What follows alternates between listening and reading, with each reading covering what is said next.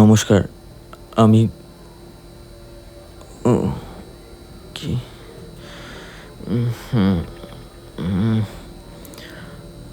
হ্যাঁ, অনিদ্র অনিদ্র কর্মকার।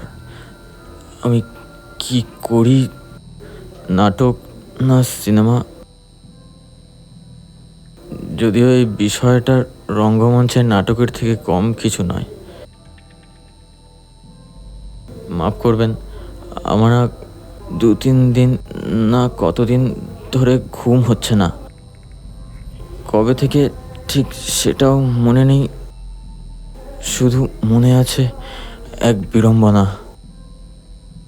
তাকেও যাতে ভুলে না যাই, তাই জন্য আমি নিজেকে ডকুমেন্ট করছি। আমার আমার কবে থেকে কি কিছু মনে নেই, শুধু শুধু মনে আছে সবটা শুরু হয়েছিল সেই দিন থেকে।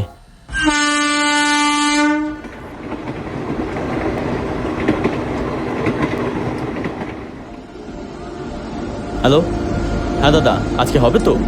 আমি তো কখন থেকে এখানে দাঁড়িয়ে আছি, চ্যাংরামো হচ্ছে না। মানে আমি তো আপনার টাকাটা আগে থেকে দিয়ে রেখেছিলাম, আপনারা সব আগে থেকে জোগাড় করে রাখেন না কেন? আরে দাদা, আর কত ধৈর্য ধরবো? 2 ঘন্টা ধরে এখানে বসে রয়েছি। আরে পাঠান তাকে তাড়াতাড়ি। আপনি অনিদ্র কর্মকার? আপনি কি বাড়ি ভাড়া নিয়েছেন? হ্যাঁ, কিন্তু আপনি? হারাধন গুপ্ত, আপনার বাড়িওয়ালা। ও, আসুন, আমার সাথে সাথে আসুন।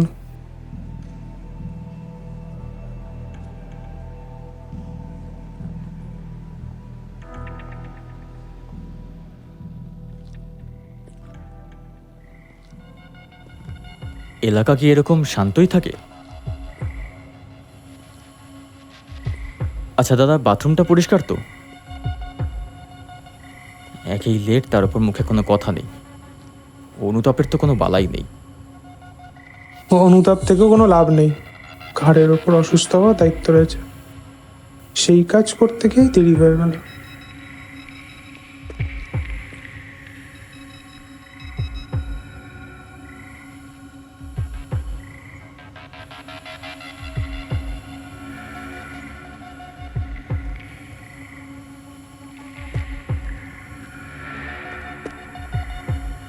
পছন্দ হয়েছে?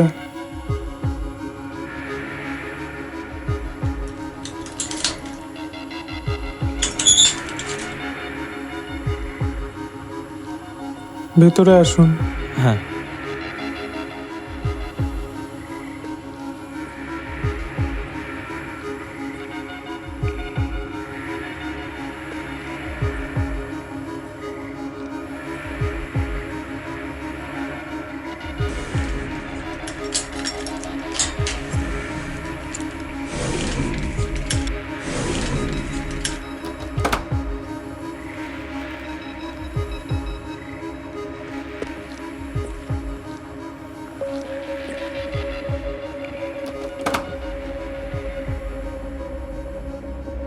হ্যাঁ, এই এই আপনার ঘর। হ্যাঁ, এই বাঁদিকের কোনো বাথরুম আছে, আর হচ্ছে গিয়ে এইখানে যাবতীয় যা জিনিসপত্র আছে আপনি ব্যবহার করতে পারেন, আর মাসিক ভাড়া 4000 টাকা। একবার দেখে নিই তাহলে। হ্যাঁ, কন্ট্রাক্টটা আগে সাইন করে নিন।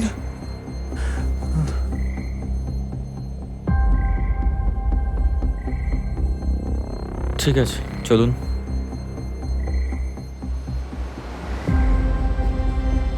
হুম।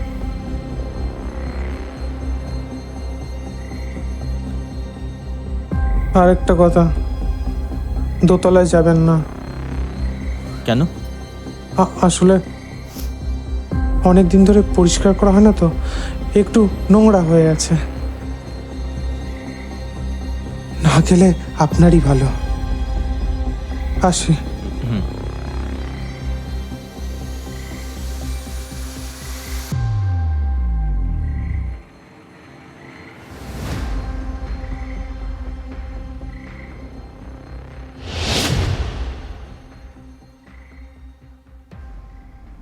জানি আপনারা কি ভাবছেন, এত বড় বাড়ি, তার সাথে অ্যাটাচড বাথরুম, এতগুলো জিনিস, এ তো সোনায় সোহাগা। আমিও তাই ভেবেছিলাম, কিন্তু গোটা বিষয়টা বোধগম্য হলো সেই দিন রাত্রে।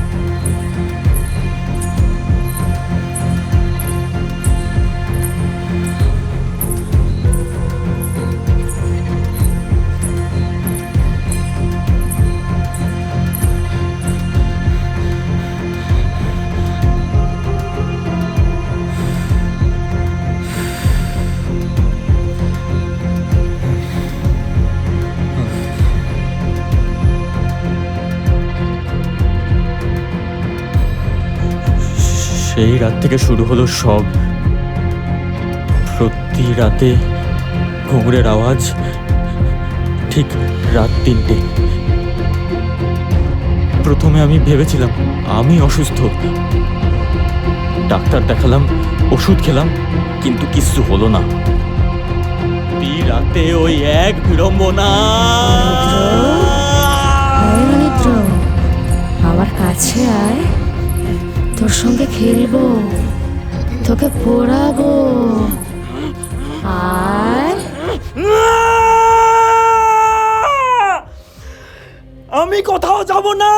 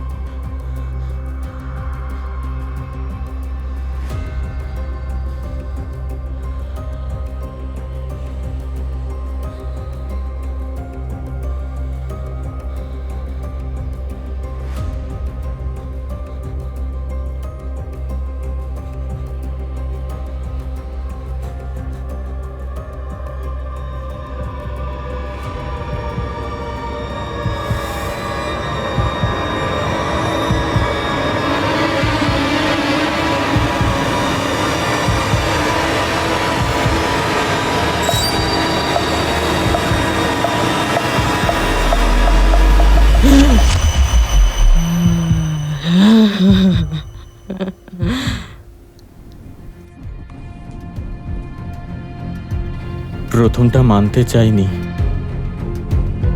পরের দিন সকালে ঘুম থেকে উঠে এই দাগটা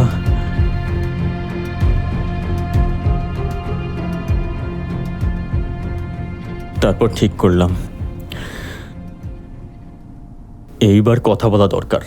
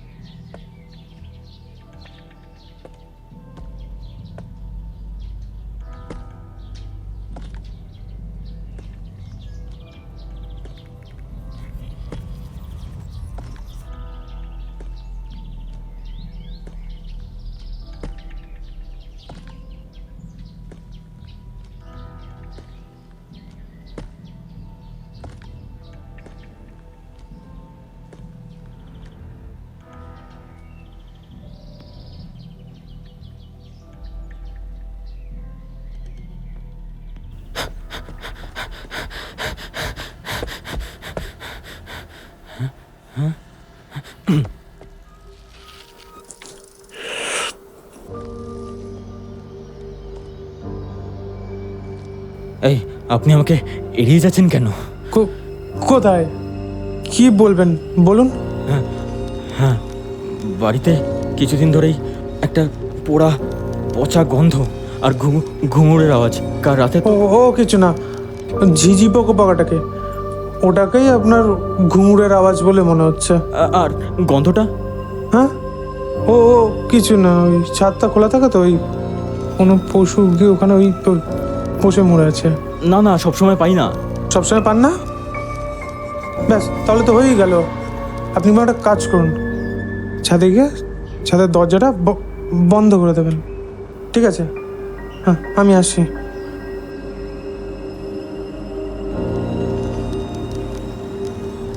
হ্যাঁ, নাও টাকা।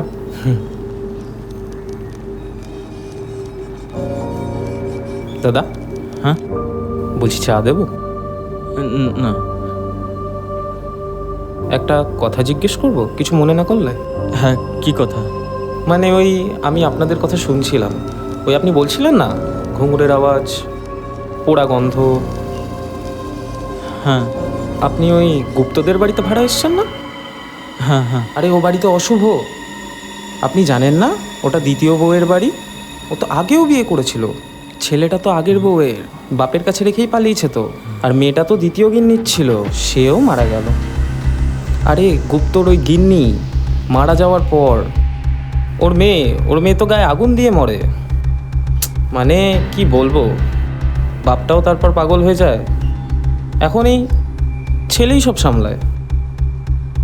আপনার আগে ওরা অনেকে ভাড়া এসেছিল, কেউ টিকতে পারেনি।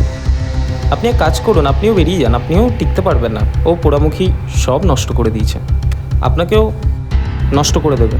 আরে ওই বাড়িতে থাকাটাই ঝামেলা, বেশি দিন কেউ থাকতে পারে না।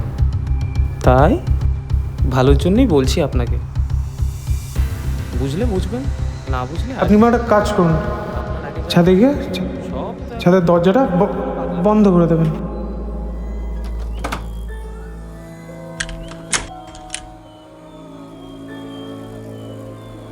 আরেকটা কথা,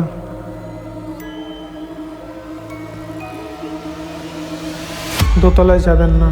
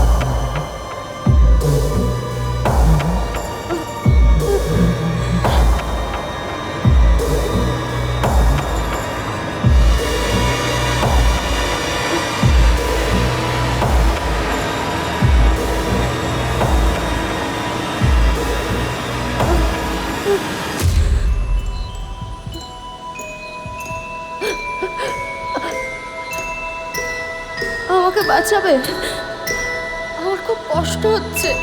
কে কে তুমি? কে তুমি? এই বাড়ির মেয়ে। কিন্তু তুমি তো 2 বছর আগে আগুনে পুড়ে মারা গেছিলে। আমাকে খুন করা হয়েছিল। মানে কি বলতে চাইছো?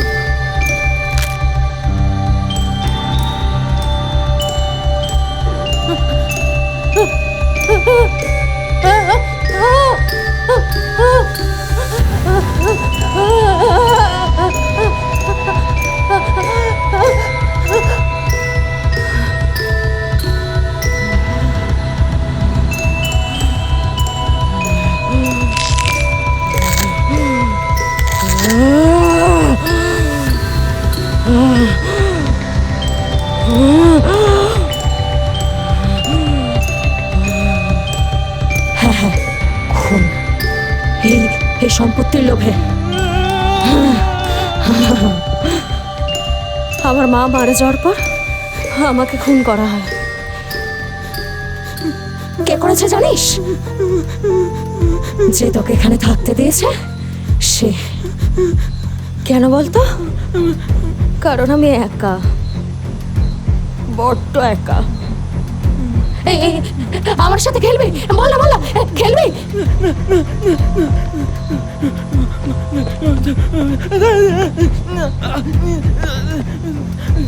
বাঁচাও বাঁচাও বাঁচাও বাঁচাও আমাকে, বাঁচাও বাঁচাও বাঁচাও বাঁচাও বাঁচাও।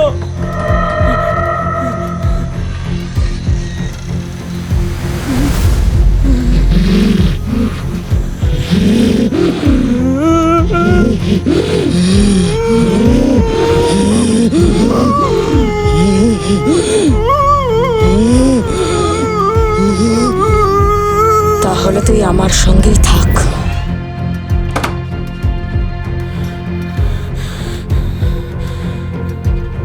এটা কাল রাতের ঘটনা।